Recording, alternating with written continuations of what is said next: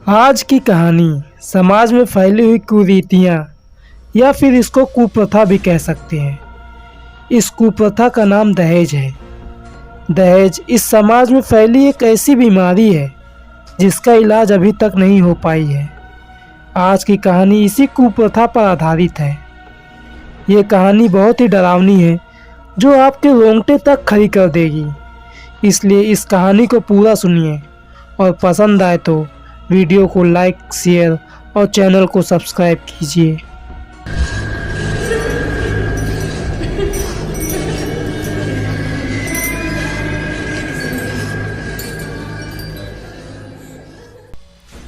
ये कहानी कविता और सोनू की है। इनकी नई नई शादी हुई थी और इनके शादी को 1 महीने बीत चुके थे। अब इनके घर में जो खुशी का माहौल था वो खत्म हो चुका था। अब इनके घर में कविता पर तानों की बारिश होती है। लड़के की माँ दिन भर में 40 से 50 ताने तो मार ही देती थी। तेरे बाप ने तो कुछ दिया ही नहीं। TV, fridge, washing machine, bed set, सोना चांदी, गाड़ी और कैश के अलावा दिया ही क्या है। इससे ज़्यादा तो मेरे बुआ के बेटे के शादी में उसको मिला था। इन सब बातों में कविता के ससुर और उसका पति भी अपनी माँ का साथ देता था। कविता इन सब बातों का जवाब नहीं देती थी, चुपचाप सुन लिया करती थी। अपने घर वालों को भी ये सब बातें नहीं बताती थी। एक दिन सोनू अपने माँ के पास आया और कहा, मम्मी मुझे 5 लाख चाहिए, मैं नया धंधा शुरू करना चाहता हूँ। धंधे के लिए 10 लाख चाहिए था और मेरे पास 5 लाख है। 5 लाख और चाहिए, आपके पास है तो दे दो। सोनू की मम्मी ने कहा, मेरे पास पैसे नहीं हैं, अपनी बीबी से मांग ले, वो अपने घर वालों से ला कर देगी। यह सब बात कविता सुन रही थी। तब सोनू ने कविता से कहा, कविता अपने घर वालों से पैसा मांग लो, नया धंधा शुरू करूँगा तो जो भी पैसा कमाऊँगा वो तुम्हारे ही तो होंगे। तब कविता ने कहा, मेरे घर वालों के पास इतने पैसे नहीं हैं। यह बोलकर वो वहाँ से उठकर चली गई। अब कविता को पैसे के लिए टॉर्चर किए जाने लगा। सुबह शाम उल्टे सीधे बातें बोली जाने लगी। कविता का भी सब्र का बांध टूटने लगा था। वो किसी किसी बातों का जवाब दे दिया करती थी। कविता का पति कविता को मारता भी था और पैसा मंगवाने के लिए जिद करता था। ऐसे ही एक दिन उनमें झगड़ा हो रहा था और दहेज के लालचियों ने वो कर दिया जो उन्हें नहीं करना चाहिए था। उन लोगों ने मिलकर कविता को जला दिया। कविता की मौत हो चुकी थी। उन लोगों ने सबसे झूठ बोल दिया कि वो खाना बना रही थी और गलती से आग लग गई, जिसके कारण वो मर गई। कविता को मरे 15 दिन बीत चुके थे। अब सोनू की दूसरी शादी के लिए बातें चलाई जा रही थी।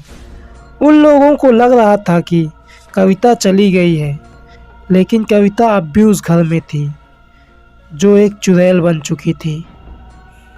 एक दिन सोनू की माँ अलमारी से कुछ निकाल रही थी। जब अलमारी को बंद करने लगी तब उनकी नज़र अलमारी में लगे शीशे पर गई। पीछे कविता खड़ी थी। वो आधी जली हुई एक खौफनाक चुड़ैल दिख रही थी। सोनू की माँ की चीख तक नहीं निकल रही थी। तभी वहाँ सोनू के पिता आ जाते हैं। वो अपनी बीवी को ऐसे देखकर पूछते हैं कि क्या हुआ, तुम इतनी डरी क्यों हो। तब सोनू की माँ ने डरते हुए कहा, मैंने अभी कविता को पीछे खड़े देखा। वो चुड़ैल की तरह बहुत ही डरावनी दिख रही थी। सोनू के पापा ने कहा, कमरे में कोई भी नहीं है, दिन में सपने देख रही हो क्या। उसको मरे काफ़ी दिन बीत चुके हैं। उसी दिन रात को करीब 10 बजे सोनू अपने बेड पर आंख बंद करके लेटा हुआ था। सोने की कोशिश कर रहा था। तभी उसको ऐसा लगा कि कोई कमरे में चल रहा है। उसने जब चारों तरफ देखा तो कोई भी नहीं था। जब फिर से सोनू सोने के लिए लेटा तब उसने देखा छत की सीलिंग पर कोई छिपकली की तरह चिपका हुआ है। सोनू यह देखकर डर गया। उसकी दिल की धड़कन तेज हो गई।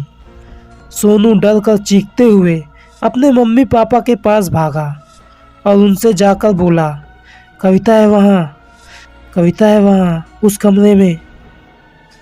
उनके पापा ने कहा, डरो नहीं, आज यहीं सो जाओ, कल किसी पंडित को बुलाकर घर को दिखा देंगे। अगले दिन सुबह सोनू के पिता की लाश बाथरूम में मिली। पोस्टमार्टम में पता चला कि दिल का दौरा पड़ने की वजह से उनकी मौत हुई है। अब उन्हें उनके घर में काली परछाई दिखती है। अब सोनू का भी व्यवहार बदल रहा था। वो घंटों एक कोने में बैठकर बुदबुदाता रहता। सोनू की माँ चिंतित थी कि सोनू के पापा के देहांत के बाद सोनू को क्या हो गया। वो अकेले पता नहीं क्या बुदबुदाता रहता है। एक दिन सोनू की माँ ने सोनू से कहा, क्या बुदबुदाता रहता है। तभी सोनू के मुख से दो आवाज़ें एक साथ निकली, हिसाब लगा रही हूँ कि तेरे बेटे को किस दिन मारूं। सोनू की माँ यह सुनकर डर जाती है। सोनू या वो चुड़ैल जो उस पर है हंसते हुए कहती है, लो आज ही तेरे बेटे का मरने का दिन है। फिर उसने अपने हाथ का नस काट लिया। सोनू की माँ सोनू को बचाना चाहती थी, लेकिन वो अपनी जगह से हिल तक नहीं पा रही थी, ना कुछ बोल पा रही थी। सोनू का ब्लड ज़्यादा बह जाने की वजह से सोनू की मौत हो जाती है। सोनू के मरने के बाद सोनू की माँ पागल की जैसी हो गई थी।